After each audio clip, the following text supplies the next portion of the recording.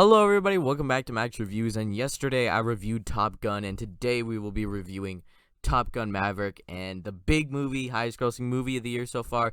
Everybody's gotten like their top 3 favorite movies of the year. Did I love it? I already spoiled in my last video. Yes, I love this movie, but let's talk about how good this movie is. I finally got to see it, so let's talk about it.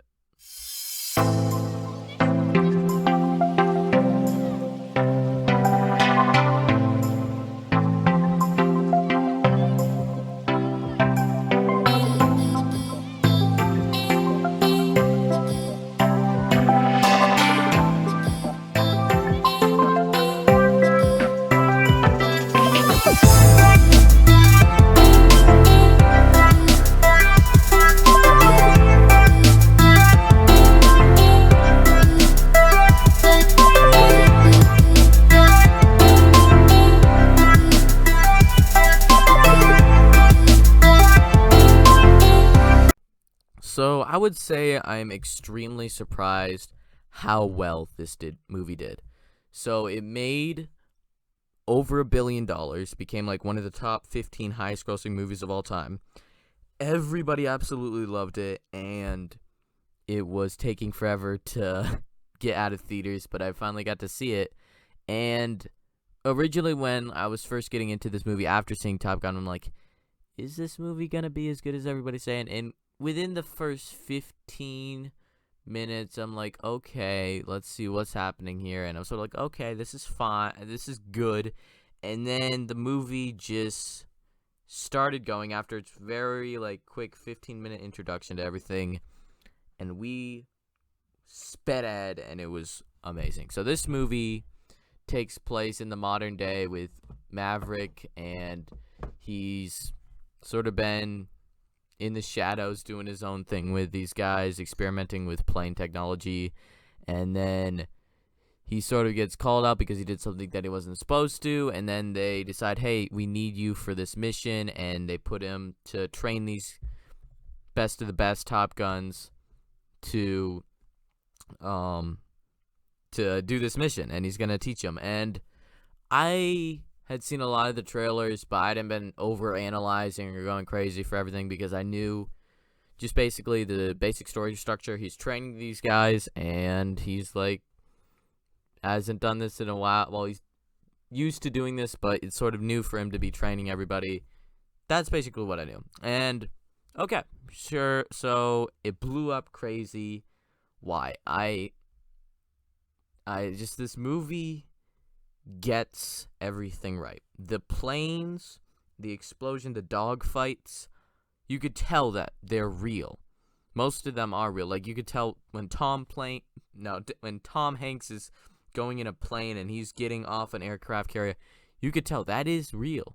They didn't just put him in one of those fake plane things and then put a green screen in the background. He actually flew that, and that's what really elevates this movie. Another thing is the performances all across the board are amazing. Tom Hanks, obviously in the lead, amazing job.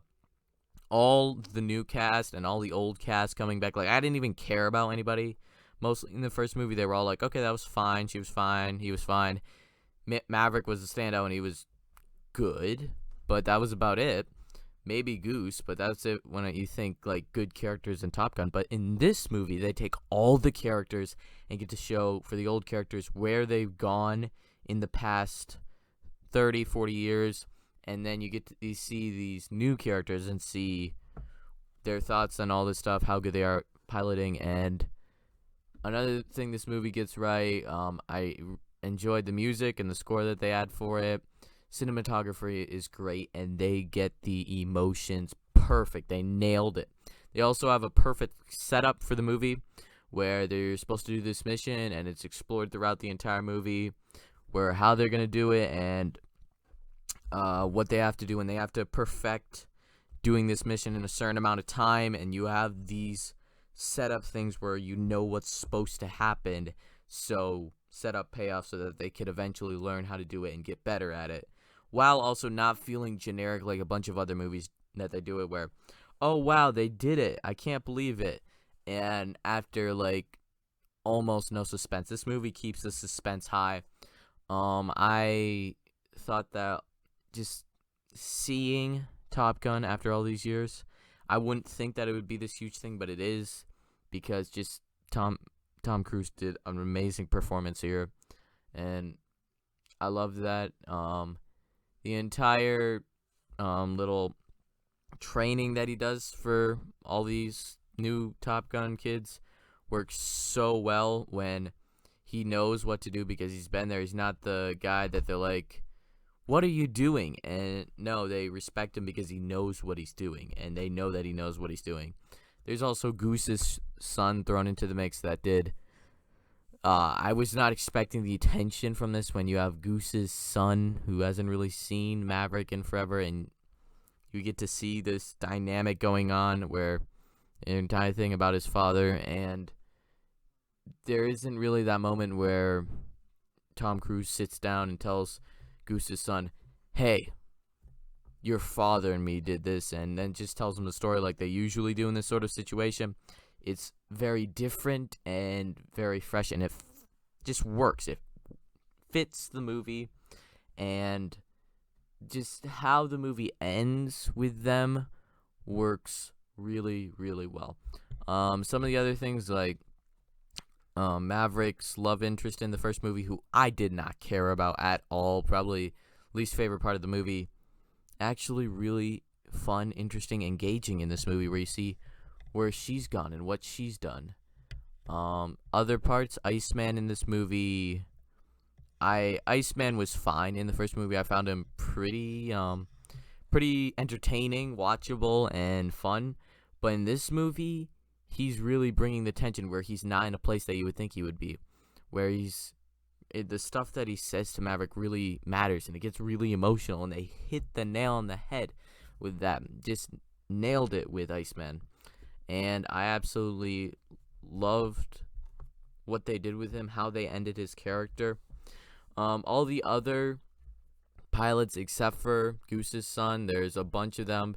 I can't really remember all their names, but there was, like, the guy that was the best hangman, they called him, because he leaves everybody hanging, runs away from his pilots, leaves them hanging. And then you have Bob, who's the sort of, like, goofy guy who's just here because he's smart. He's not the greatest at flying planes. He's good at, like, doing the stuff in the background.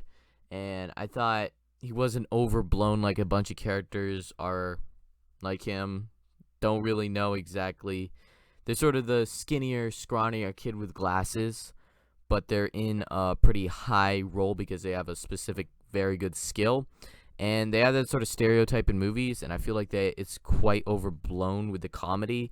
And they did barely any comedy with him, and it felt natural what they did do. So I enjoyed that. You also had the female plane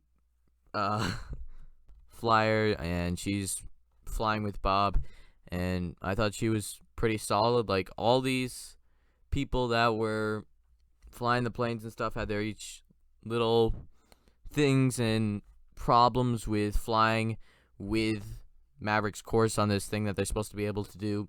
And when you actually get to them on the mission, I thought it would be, I'm like, oh wow, we got quite a while left. Let's see how this is going to play out. And it went in a different direction than I was thinking, and I think they hit it just perfectly once again. So I can understand why this movie is doing so good, how it's going right up toe-to-toe against MCU movies, Star Wars movies, Jurassic Park and World movies, like these giant franchise movies. And then you have Top Gun Maverick, a sequel to a 1986 dogfighting plane movie with Tom Cruise. And I guess it just proves that if you could get the right people behind this stuff, the right actors, the right everything, and just make it click and make an amazing movie, even if it comes out in a time where we're sort of still recovering from COVID and everything, and we're still getting back to theaters, that if you make a really good movie, people are going to come and check it out.